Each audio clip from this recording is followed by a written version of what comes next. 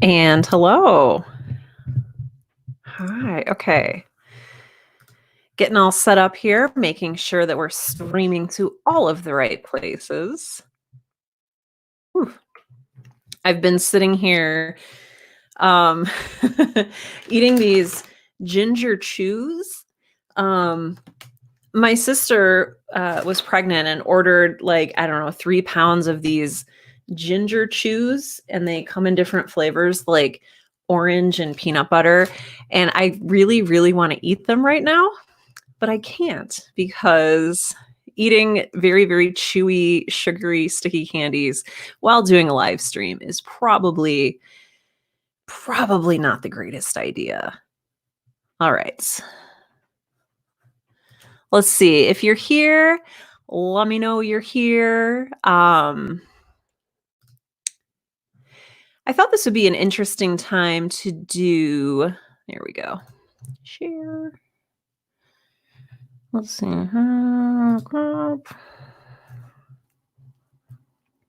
Perfect. And I got to type something real quick. Hello, Cheyenne. Okay. Okay, perfect. I'm going to post that to my Facebook group. Yay. Okay. And I think that worked. Perfect. Okay. So like I was just saying, I thought this would be an interesting time to do a live stream because everyone is either watching Netflix or like hanging out with friends, or they're desperate for live stream content, which I am here to supply. So I hope that this live stream finds you well. I know there's a lot of anxiety, there's a lot of fear, there's a lot of just uncertainty going on right now. I released an episode of the Right Now podcast earlier today talking about how we create in times of stress and pressure. Oh, hi, Sean. Sean is curled up under his bed. Like you do. It's a good place to be. Iron Horse is here. Hello. Oh, I'm so happy to see all of you. Hello, Tim is here. Good. Oh, we've got a good crew tonight. This is great. Oops, and I should probably change my banner away from we'll be starting soon. Cool. All right. Get back to comments. I released a Right Now podcast episode earlier today, and because I wanted to talk about the pressure to create. And we talked a little bit in our last stream. Oh, hey, Sarah. Like 2 or 3 weeks ago. It was right before I left for PodFest in Orlando. And I talked about the pressure of creating, and it was sort of on the side of the pressure that is behind our content creation process. And so it's more like the pressure to keep up, the pressure to produce a new episode every week or every other week or whatever your committed schedule is. Sean, are you drinking wine under your bed? You're wonderful. You're a paragon. Those of you watching live, I've got my buddy. So I have 2 cats. Tim and I have 2 cats, one of which is Midori, who is the 18-year-old elderly female cat. And then this is Momo. Both of our cats are white cats. And so it's easy to get them confused. This is Momo, the boy cat who has 3 legs. So I wonder if I like tilt down. Oh no, he's got them all curled up under him. But he's hanging out with me in the studio today just while we do our live stream.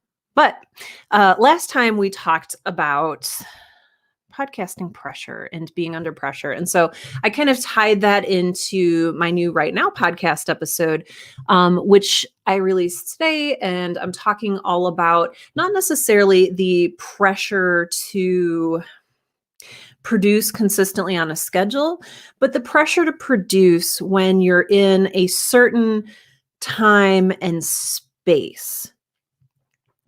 And so really, I want to be very careful because I know what I want to do is talk honestly about things without fueling any anxieties or anything like that. And so I'll just put up a general content warning that I'm going to be talking a little bit about the coronavirus, but not necessarily, that's like not the theme. I'm just going to mention it in passing a little bit. So yeah. So I wanted to talk about creation and rest and burnout. And Sean is already panicking. Get more wine, Sean.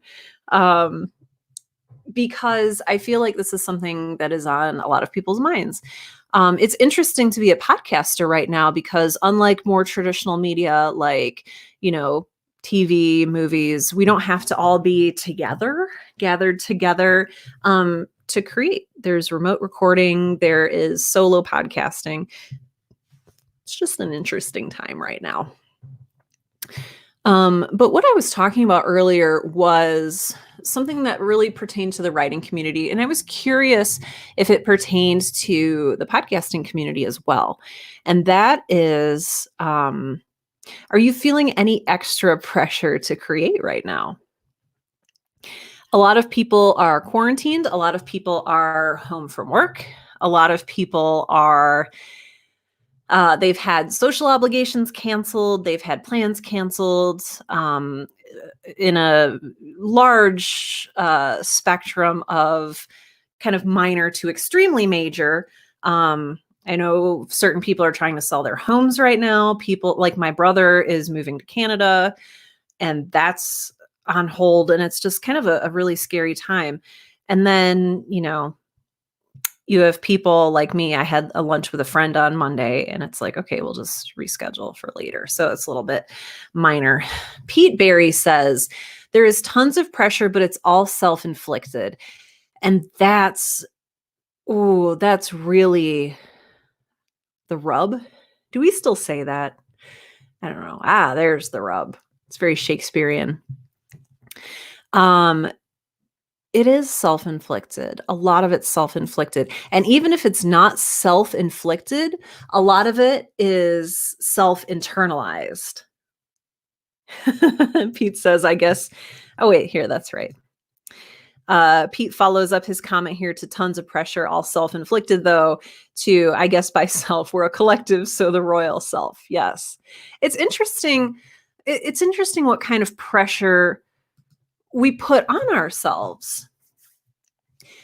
And we do it. I think it goes back to why we wanted to start podcasting in the first place, or why we wanted to start writing or creating in the first place. And again, I talk incessantly during these live streams about having your podcasting mission statement, which is probably the root of why you're doing this, and probably the cause of a lot of the perception that goes into some of the deadlines, some of the accountability issues, some of the et cetera, et cetera, et cetera. So yeah, so there's a lot of pressure. And specifically, I saw a tweet. Oh man, Jizraj says, burnout. What's burnout? I'm just constantly on fire. 3 to 4 hours of content a week for over a year now. That's awesome.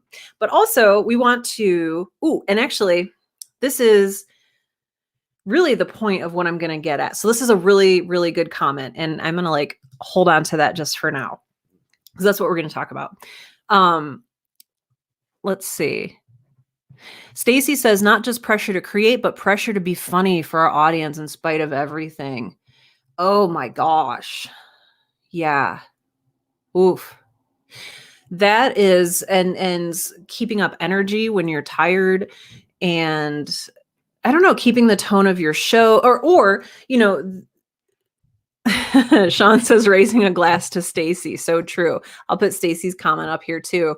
The pressure to be funny for our audience in spite of everything. Yeah, it's really keeping in mind expectations. So what does our audience expect from us, and what can we expect to give them right now? So there's a lot of this going on. I think that for some of these things, open communication is always helpful. If you need to delay an episode, you can do that. But I think for a lot of us, the reason that we podcast is in some degree to serve. And I feel like during this time, we need to be living out our mission more than ever. And that can create a lot of pressure as well. Tim says pressure to get lost working on projects when the world feels like it's spiraling out of control. Yes. Yes. And Pete says, I think a lot of us comedians, sci-fi, fantasy writers are escapist on some level. And I sense our audience wants and needs us to take their minds off of things. You know, Pete, that reminds me of a conversation that was going on in the Seriously Successful Podcasters Facebook group, where I don't remember if it was John Grills or if it was somebody else who brought up this question of what do we owe our audience and what do we owe our listeners in a time like this? What do we owe them? What do they expect? What do they expect from us? Derek says, added burden that for us, we are distraction to their troubles for a brief moment. Right. And I know a lot of us feel that pressure as well. And it's a very real pressure. And so thinking about what our audience needs from us right now, whether that is a little bit of humor, a little bit of levity, whether it is information that's crucial that they need to be acting on, whether that is a distraction or I don't even want to call it a distraction, but an escape from things that they're struggling with right now. I think it was Maxine Hong who said, in a time of and I'm going to butcher this quote, but it was something to the effect of, you know, in a time of destruction, we must create. It's so, so crucial that we keep going. But how do we keep going? Sean says, a community can also give something back to us. We had an amazing night hanging out and playing games with fans. Sean, I love that. I love that. Doing things like communicating with your fans, dropping mini episodes if you're able to. Who was it that just did a message of hope? I don't know if it was This Planet Needs a Name. There's a new audio drama. I don't even know if it's a new audio drama. There's an audio drama that recently released like a special just mini episode about staying positive and staying hopeful and remembering that the world is a good place. And not everybody is hoarding toilet paper. So there are things we can do. But what about, okay, this is going to sound like really, I don't want to say like narcissistic, but really selfish. But what about us? What about us? How do we get the pressure? How do we get how do we get into a place where we're doing things in a healthy way? This is a really good question. And I want to tie this in with talking about pressure, with talking about internal and external pressures to create and to be funny and to be entertaining, when really we are individuals who have limited energy. Sean says more wine. That's one thing you can do. Yes. Cheyenne says, yes, This Planet Needs a Name did that. And Scary Stories for Modern Minds did one too. So that's fantastic. And any way that you can communicate with your audience, any way that you can give them a little bit of extra in this time is wonderful. But giving them all that extra stuff can take extra energy and extra humor and extra focus and extra time and devotion, which I don't know if you have that right now. And so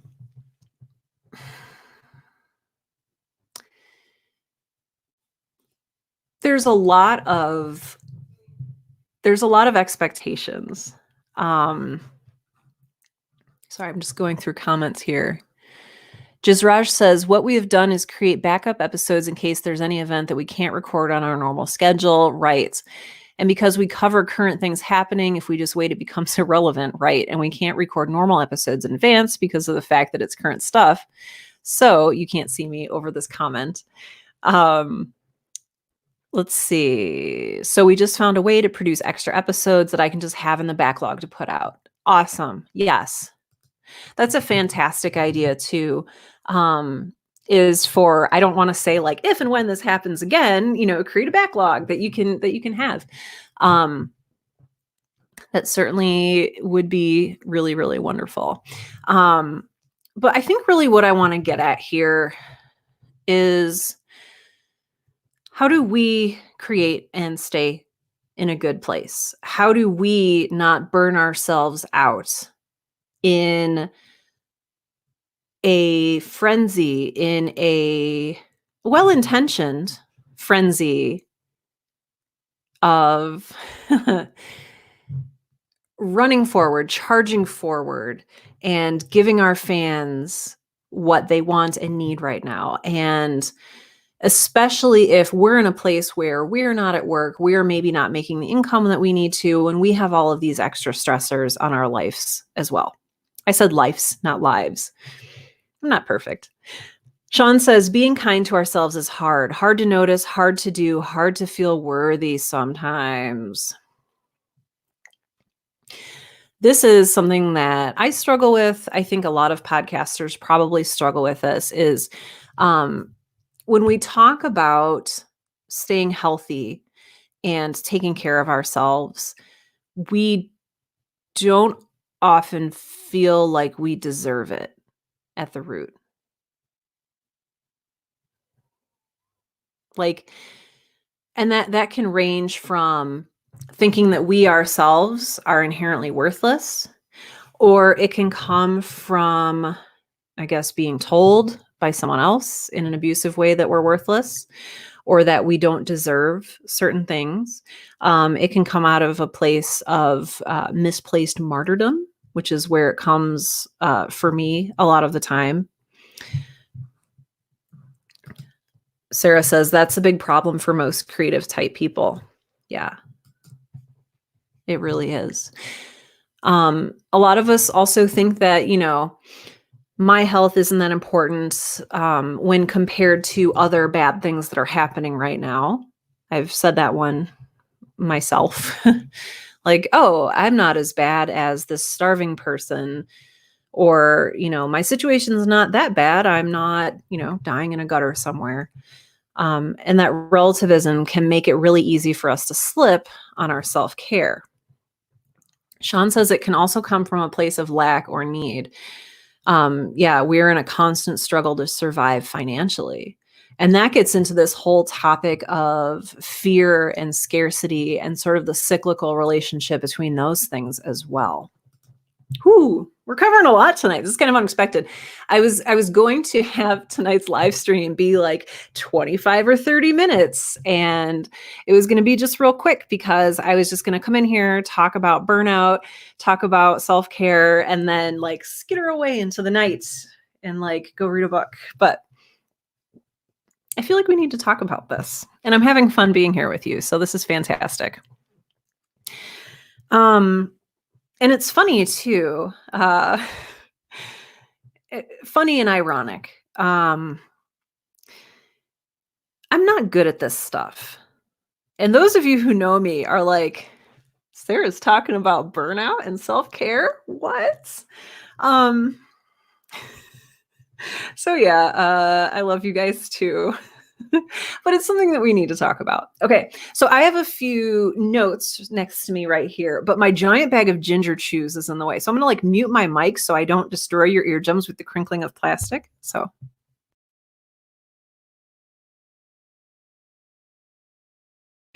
Okay, I'm back now. I had to get those out of the way. So yeah, this is all going to circle back to talking about pressure and self-care and burnout. Because I can't believe it was just last week. I think last week I was in Orlando at PodFest, which is a fantastic podcasters conference. They cover both fiction and nonfiction podcasting topics. So whether you have a traditional nonfiction podcast or a fictional audio drama, they kind of cover all of that stuff. It is in Orlando, Florida. It's put on by my good friend Chris Kremetzos, and it's just a really great gathering. It kind of squeaked by before all of the coronavirus stuff started happening. There's a little bit of a chat going on in the chat here about everybody's drinking wine, which I'm here for. Ooh, I also want to put this up here. Iron Horse says, I think creators and most people forget to turn off the on button. We'll talk about that a little bit in a second as well. So I was at Podfest in Orlando, and I was on a couple panels, and then I gave a talk as well. And the talk was about storytelling and empathy. And then my panels were about creating quality on a budget. And what was the other panel I was on? I don't know. It was something else. Okay. They're very embarrassing that I can't remember. But I went straight from Podfest in Orlando to Philly, where my niece was being baptized. So it was a whirlwind, crazy travel. So I was a little tired, so forgive me for not remembering that. But one of the questions that I was asked most frequently in the panels and in the talk that I was doing was, I'm a solo creator, or I have a very small team. What do I do when I get burned out? Like, how do you, I think somebody even asked, how do you reverse burnout? And I didn't give this answer. It's a really good answer. This is one of my takeaways from Podfest, actually. The answer that they said was, you don't reverse burnout. You have to get into a place where you're not getting burned out in the first place. And that blew my mind, because I've been in a place where I get burned out. In fact, I even got burned out after Podfest and after traveling to Philly with my family. I came back and just kind of collapsed, because, like I said a little bit earlier, we're creatures with limited amounts of energy, whether we want to admit that or not. We have limited energy. We have limited time, but time, weirdly, can be relative. And I've found that being super restrictive with my time, at least, doesn't do as much to prevent burnout as continually monitoring my energy. So, how do you reverse burnout is the sort of bait and switch title that I chose for tonight's live stream, when really what you can do for yourself when you're in burnout is you can't reverse it, but you can take good care of yourself and nurse yourself back to a place where you can then prevent yourself from getting burned out again in the future. And this is such a hard thing for me to talk about, because we live in a hustle society. And for a lot of you, your podcasts are your side hustle. Whether it is something you're doing as a hobby or something you're doing to make a little bit of extra money on the side, we think of, we we think of the podcast as a hustle, as something we need to hurry up and fit in, instead of sitting back and saying, hey, my energy today is really, really low, and I'm going to hurt myself if I continue moving forward. So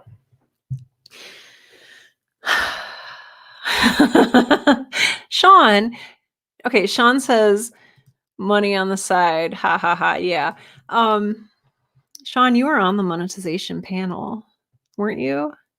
Yes. We talked about, okay, anyway. I'll call you out later and we can have a we can have a more in-depth discussion of that. I want to bring back, again, you can't see me over this comment.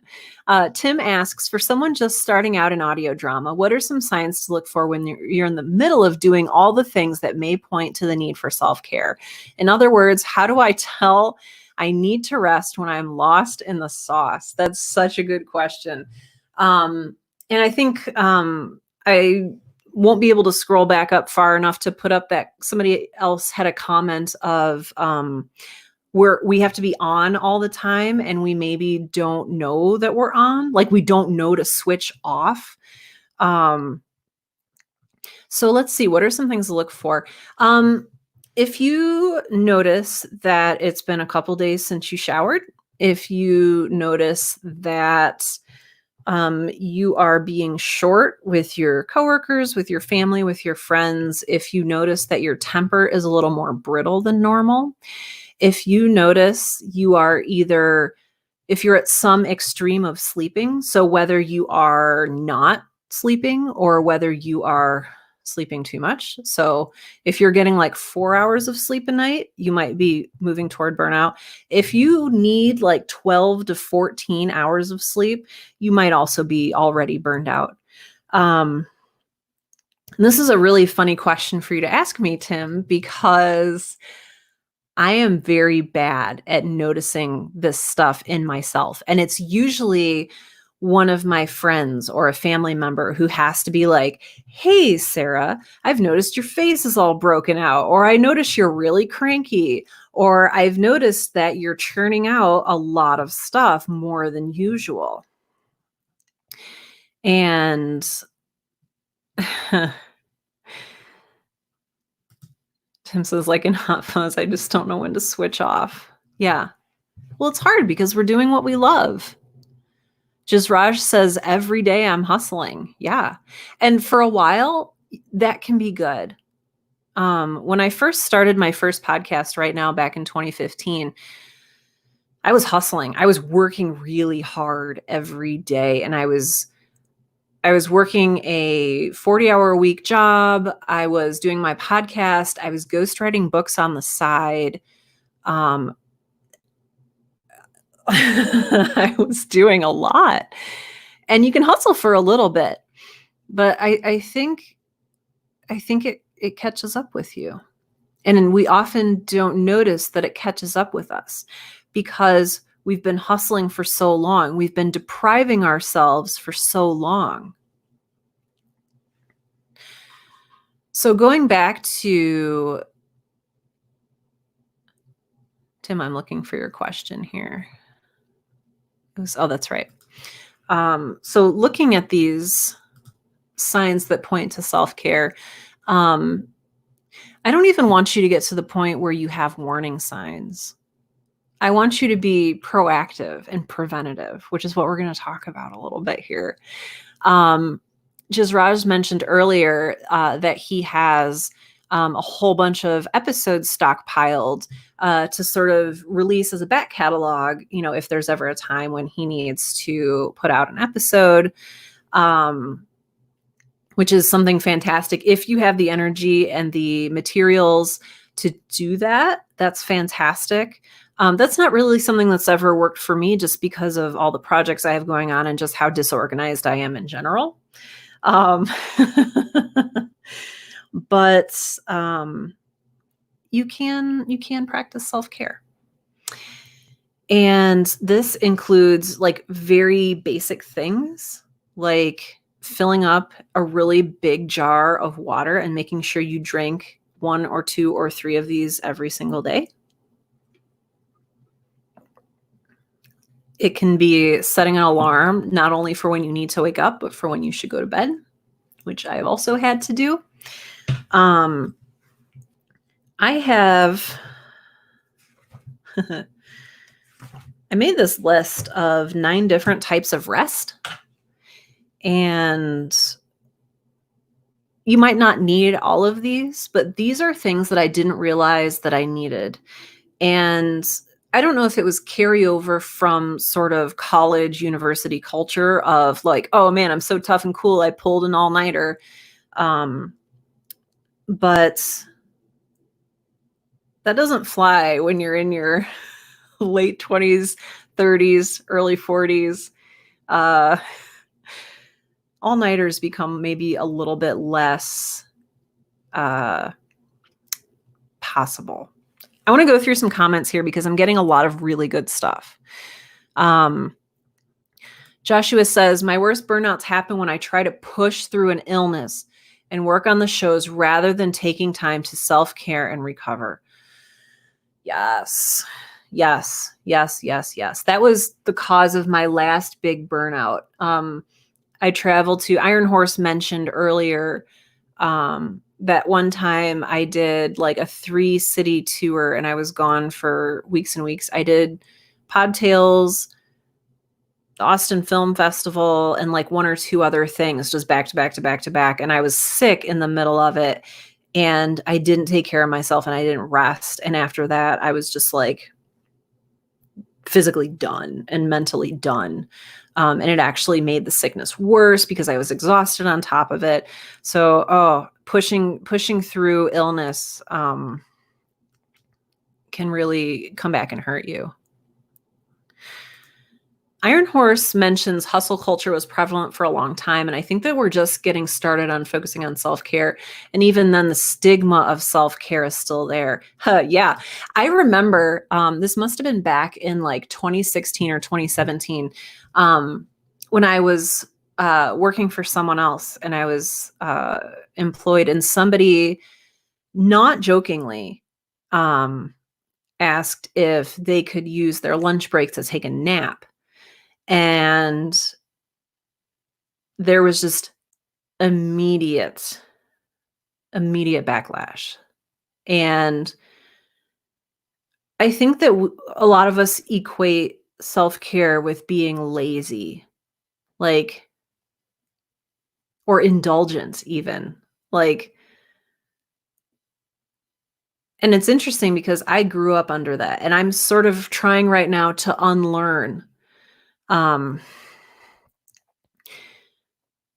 this really toxic mindset that making sure yourself, your body, your mind, your instrument for podcasting, which is all of you, making sure that that instrument is in top shape and that it is producing and performing its best is somehow indulgent or lazy, or what's the word that I'm looking for?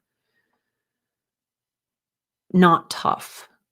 Like it's prissy, or it's, I don't know. There's probably a word for it that fits really well, but it's been a long day already. So I think you're right. I think there is a stigma against self-care. And if that's because it marks you as soft or what have you, I just don't have time for that anymore. Sarah says, my burnout was when I tried to ignore all of the bad stuff going on around me, and denying it affects you and just drains you even more. Yeah, it absolutely does.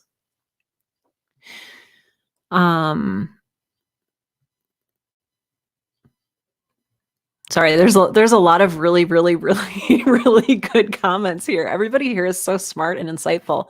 Stacy says, on the why we do this side of the ledger, listeners are using our Facebook group to organize Cards Against Humanity games online. I think they're into hour 4 of it. Oh, that's awesome. I love that. Our communities, our listeners are so freaking amazing, which is why I think that a lot of them would understand if we said, hey, I need to step back just for this weekend to, I don't want to say indulge in some self-care, to take some necessary self-care so that I can come back and I can be the best podcaster I can possibly be for you. So maybe we need to start thinking of self-care as the ultimate act of service to our audience. Because if we're not producing our very best, it does us a disservice. But even more than that, it does our audience a disservice.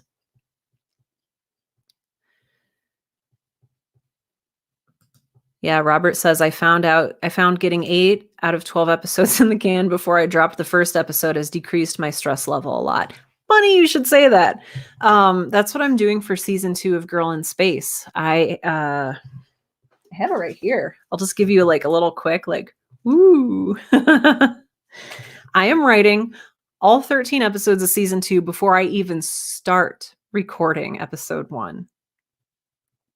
I'm preventing future Sarah from having burnout and anxiety as much as I possibly can. Oh, here's something interesting. So Tim says capitalism keeps telling me I need to produce to have any value. So when I take a break, I still have to worry about all the ways we have to pay just to exist. Right. And that ties into, I think, a lot of what people are concerned with right now, with the coronavirus stuff and food workers and retail workers not being able to work right now, and to make money. There's a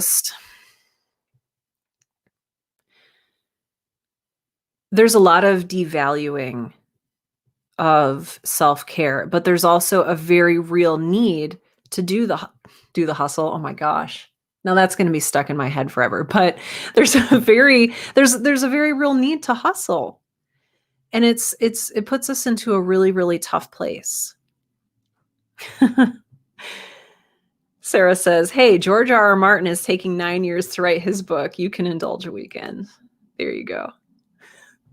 Iron Horse says, I think work culture was always, you got to work hard to get places in life. And that was the necessary mindset for previous generations. Right. And it's interesting. You can work hard. Like, I think all of us work really hard. Podcasting is not easy. I think you would agree with me. We work really hard, but we also need to remember that we expend a lot of energy when we work really hard, and we need to replenish that energy in a good and healthy way.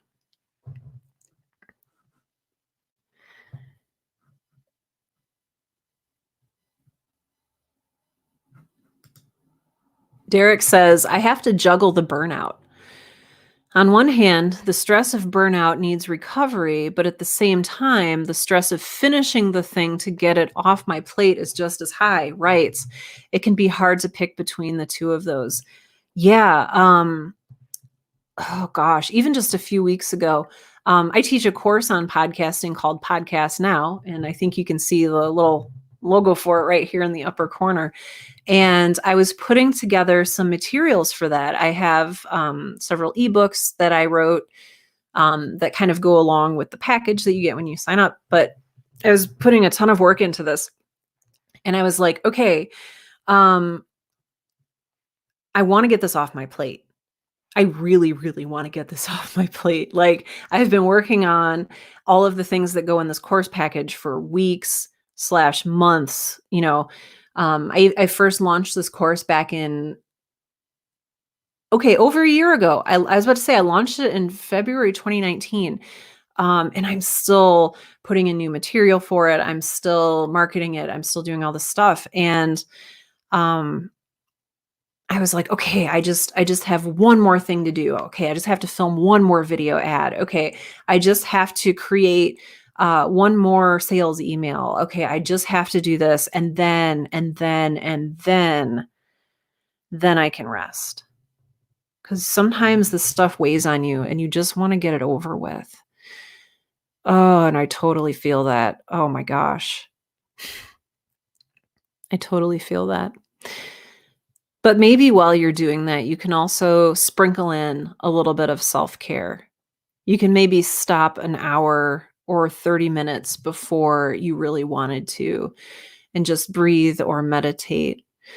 You could maybe drink lots and lots of water while you're doing it. Water is so important. Drink lots and lots of water while you're doing this work that you don't want to do. Keep breathing, keep drinking water. Make sure that people around you in your support system kind of know what you're doing and what you're dealing with. They can also help monitor you. This is really what I rely on to understand if I am in a place of burnout or high stress. I have a really wonderful support group, including my husband, Tim, and friends like Sean, and Jordan Cobb and all sorts of other folks who text me and ask, hey, Sarah, Have you had some water today?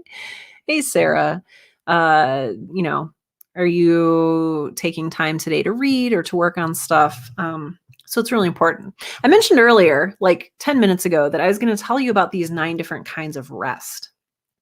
And I found this on an uncredited Instagram post. So I wish I knew who the original author was. And I think it was originally like 7 or 8 types of rest, and I added a few that seemed good to me. So I don't remember which ones I added and which ones were here, but types of rest. You have to make sure that you're getting what sounds right to you. Types of rest.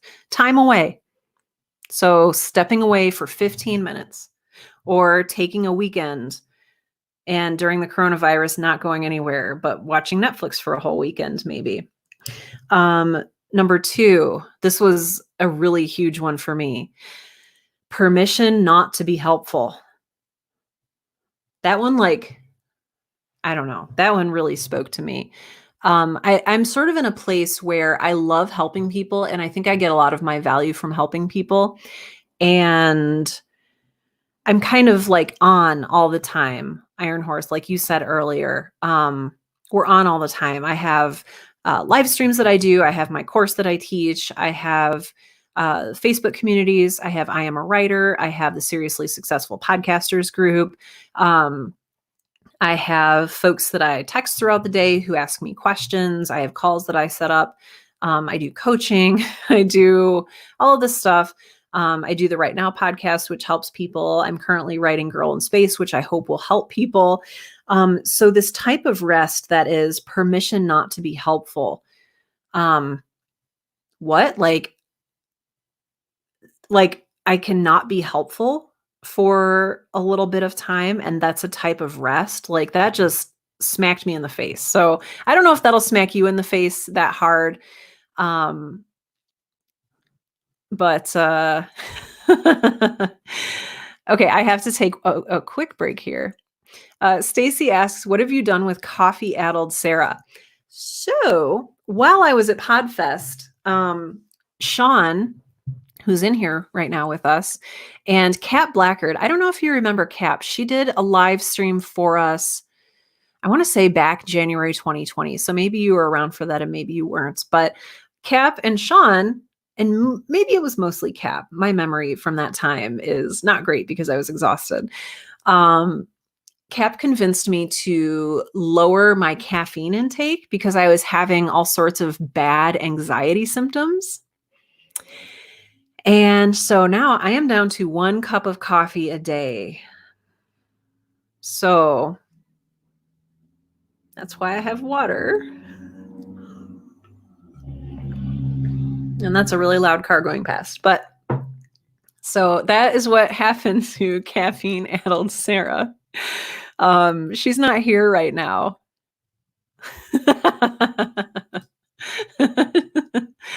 Sean verifies I'm telling the truth. Yeah, I was in a bad place. I was in I was doing 3 to 5 to 6 cups of coffee a day. And it was not good. It was not good. Okay. So time away, types of rest. Number 2, permission not to be helpful. Apparently, number 3, don't over consume caffeine because it'll send you into a weird, gross, horrible place where you have heart palpitations. Type of rest number 3, do something that you would normally consider unproductive. So maybe sketch out a new t-shirt design for your podcast or make it not podcast related at all. Just saying, you can do that. Type of rest number 4, connecting with art and or nature. So going for a walk, looking at a beautiful painting, reading some poetry, getting lost in a good book. These are all great ways to rest and, more importantly, re-energize. Number 5, solitude. If you're an introvert like me, you're like, yes, I love solitude, but solitude can be good for everybody. We live in kind of an overstimulated place. where we have screens everywhere and podcasters doing live streams in our faces and just billboards and commercials and nonstop noise pollution all the time. Oh, good. Okay. Sean is following my advice and is going to go play a video game. Yes. Go play a video game, Sean. Drink wine and play video games. That should be type of rest number 11. Drink wine and play video games. I hope you're playing something fun. Number 6, a break from responsibility. So playing video games like Sean. Number 7, stillness to decompress, which kind of ties into the solitude, being alone and not overstimulated. Number 8, a safe space. So I have my office here, which is my safe space. It has a sleeping cat. It has all my favorite books. It has my computer, my podcasting microphone.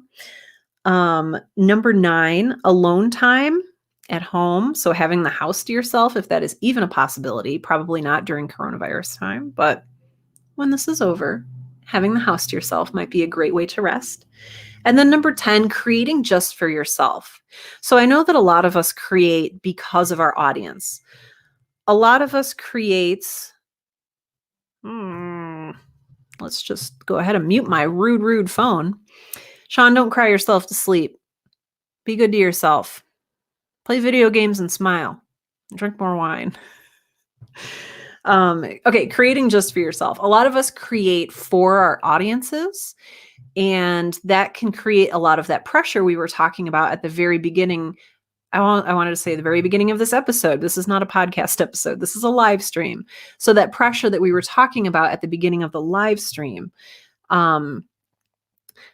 there's no pressure if you're just creating for yourself. And this is something that I found helpful while I was doing all that course marketing stuff. I would just sit down and doodle or just write silly little one-page short stories or find a way to design something that wasn't related to my business in any way. Or so being creative just for yourself, even if you are journaling, even if you're doodling, anything like that can be a wonderful way to rest and recharge. So I want you to pick one of these, pick 2, pick 3, pick all of them. I don't know. Pick some of these and do them. All right. I saw a lot of really good comments coming in. Jizraj talks about sort of taking time to work on other projects to prevent you from getting burned out on just one project. And I think that's really great. This is what I do when I am creating for myself. So I'm working on another audio drama. I'm working on doodling. I'm doing other things. And that can be really, really, really, really healthy. Joshua says something kind of similar. Another thing I found is that helps is changing up the tasks I do. One day I'll edit audio, the next day I'll compose music, the next day I'll write a script. So varying the creative tasks seems to help. I've noticed this too. I think it's because each of these different tasks, even though they're all creative in different ways. So they all draw different types of energy from you and you recharge them in different ways. And so you can kind of alternate between these to prevent yourself from getting burned out, but still doing a healthy and good and probably necessary amount of work. All right. Oh, phone, I silenced you. Okay. Sarah says, view it as being helpful to yourself. Yes. This is interesting too. And this is what I talk about a little bit too with pressure. Sean says, I work 60 hours a week and I've been putting out a weekly podcast with video while launching a second podcast and everything involved with that. Doing my own graphic design, web design, sound production, etc., while also maintaining a successful marriage. So this Corona shut-in has been nice, actually. I've heard that sentiment from a lot of people. And in a way, it's awesome. In a way, I think it can create its own kind of pressure. I talk about this in my newest Right Now episode, but I saw this tweet and it said something like, hey, everybody, just so you know, Shakespeare used the plague quarantine to write King Lear. And it's like, oh crap. So I have to use this coronavirus quarantine time to produce my like master work. Like, no, you don't have to do that. You can rest. It's okay. But you can also use the time to work on your podcast if that feels like a good use of your energy. All right. Hopefully Sean is not crying himself to sleep. Linz says, I take breaks from writing and it sometimes takes a month to get back into it. That is an interesting conundrum because I've had something similar happen. And it kind of depends on what it means for you to take a break from writing or podcasting, and then what it means to, quote, get back into it and what you feel like you lost between point A and point B. So for me, sometimes if I take 2 weeks off of a novel that I'm writing, it'll take me a long time to get back into it because I forgot what was happening, or I've gotten out of the minds of my characters. And the reason it takes a long time to get back into it is just because I have a lot to get back into. I have to get back into the tone, back into all the characters' heads. I have to refresh myself on what their motivation is. I even have to get back into the same flavor of, I don't know if flavor is the right word, the tone. Just getting back into that. So it doesn't seem like it was written by two different people, which sometimes when you step away from a project for a long period of time, it can feel like it was written by two different people just because we change so much and you kind of do become a different person over time. So this is the real trick. It is integrating rest and self-care into your life in a way where you're not having to take off like a whole year from the project and then needing to get back into it, which can be a lot of really unpleasant work. So this is great. Joshua says, I started a weekly short story writing exercise at the beginning of the year to help decompress from work. I hope you're enjoying it. I do something very similar. I recharge my energy by imagining and creating and just living into the thing that I'm really good at. And it feels fantastic.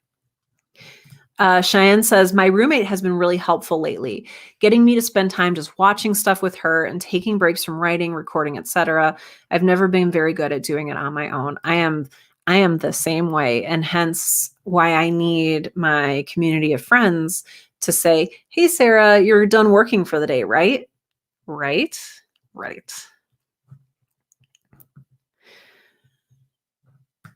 Accountability buddies are super helpful. Yes, I agree.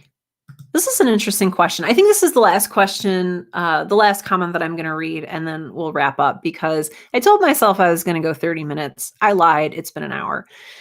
So Tim asks, where do writing retreats fall on the self-care spectrum? Oh, that's such a complicated question. I say this as a person who has been on many writing retreats, and it really depends on the focus of your retreat. So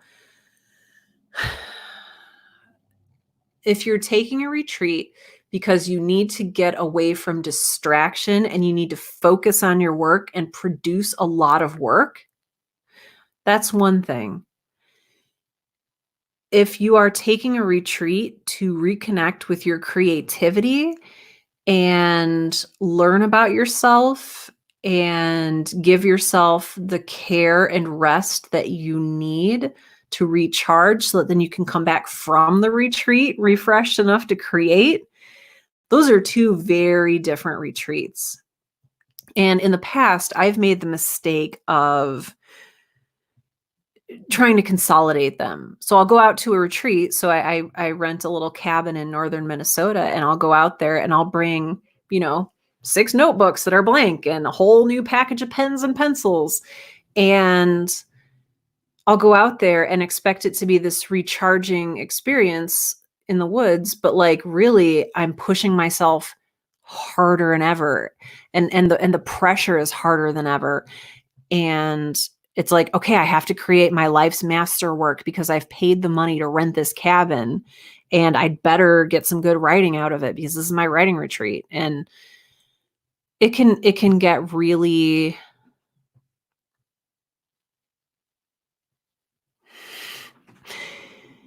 I don't want to say toxic again. It can get really complicated.